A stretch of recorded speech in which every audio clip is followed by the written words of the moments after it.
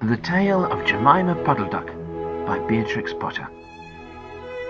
What a funny sight it is to see a brood of ducklings with a hen. Listen to the story of Jemima Puddle-Duck, who was annoyed because the farmer's wife would not let her hatch her own eggs. Her sister-in-law, Mrs. Rebecca Puddle-Duck, was perfectly willing to leave the hatching to someone else. "I have not the patience to sit on a nest for 28 days, and no more have you, Jemima. You would let them go cold. You know you would." "I wish to hatch my own eggs. I will hatch them all by myself," quacked Jemima Puddle-Duck. She tried to hide her eggs, but they were always found and carried off. Jemima Puddle-Duck became quite desperate. She determined to make a nest right away from the farm. She set off on a fine spring afternoon along the cart road that leads over the hill. She was wearing a shawl and a poke bonnet. When she reached the top of the hill, she saw a wood in the distance. She thought that it looked a safe, quiet spot. Jemima Puddle-Duck was not much in the habit of flying. She ran downhill a few yards, flapping her shawl, and then she jumped off into the air. She flew beautifully when she had got a good start.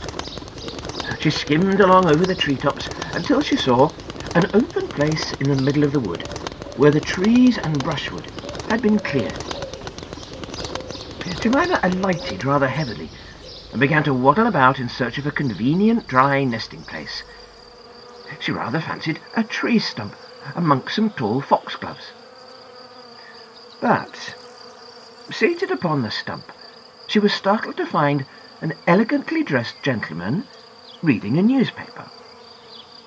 He had black prick ears and sandy-coloured whiskers. "Quack!" said Jemima Puddle-Duck, with her head and her bonnet on one side. "Quack!" The gentleman raised his eyes above his newspaper and looked curiously at Jemima. "Madam, have you lost your way?" said he. He had a long bushy tail, which he was sitting upon, as the stump was somewhat damp. Jemima thought him mighty civil and handsome. She explained that she had not lost her way, but that she was trying to find a convenient dry nesting place. "Ah, is that so? Indeed," said the gentleman with sandy whiskers, looking curiously at Jemima. He folded up the newspaper and put it in his coat-tail pocket. Jemima complained of the superfluous hen. "Indeed, how interesting. I wish I could meet with that fowl. I would teach it to mind its own business. But as to a nest, there is no difficulty. I have a sack full of feathers in my woodshed. No, my dear madam, you will be in nobody's way. You may sit there as long as you like," said the bushy, long-tailed gentleman. He led the way to a very retired, dismal-looking house amongst the foxgloves. It was built of faggots and turf, and there were 2 broken pails, one on top of another by way of a chimney. "This is my summer residence. You would not find my winter house, so convenient," said the hospitable gentleman. There was a tumble-down shed at the back of the house, made of old soap boxes. The gentleman opened the door and showed Jemima in. The shed was almost quite full of feathers. It was almost suffocating, but it was comfortable and very soft. Jemima Puddle-Duck was rather surprised to find such a vast quantity of feathers. But it was very comfortable, and she made a nest without any trouble at all. When she came out, the sandy-whiskered gentleman was sitting on a log, reading the newspaper. At least, he had it spread out, but he was looking over the top of it. He was so polite that he seemed almost sorry to let Jemima go home for the night.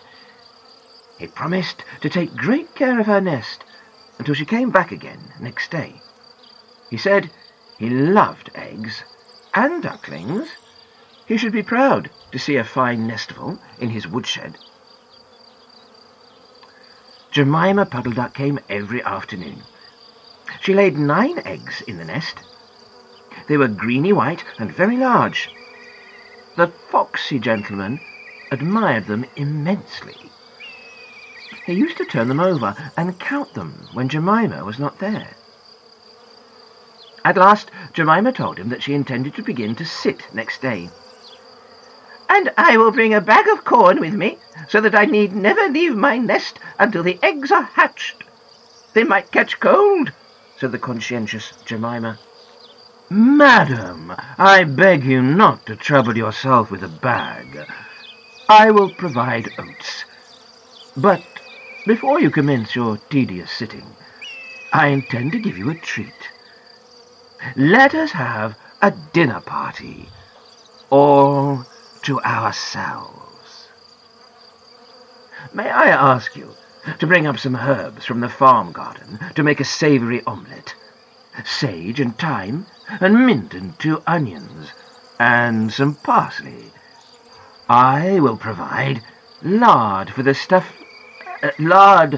omelette," said the hospitable gentleman with sandy whiskers. Jemima Puddle-Duck was a simpleton. Not even the mention of sage and onions made her suspicious. She went round the farmyard, nibbling off snippets of all the different sorts of herbs that are used for stuffing roast duck. And she waddled into the kitchen and got 2 onions out of a basket. The collie dog, Kep, met her coming out. "What are you doing with those onions?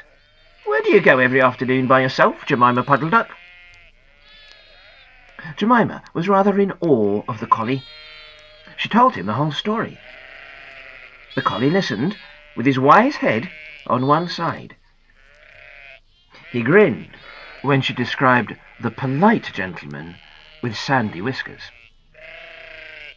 He asked several questions about the wood and about the exact position of the house and shed.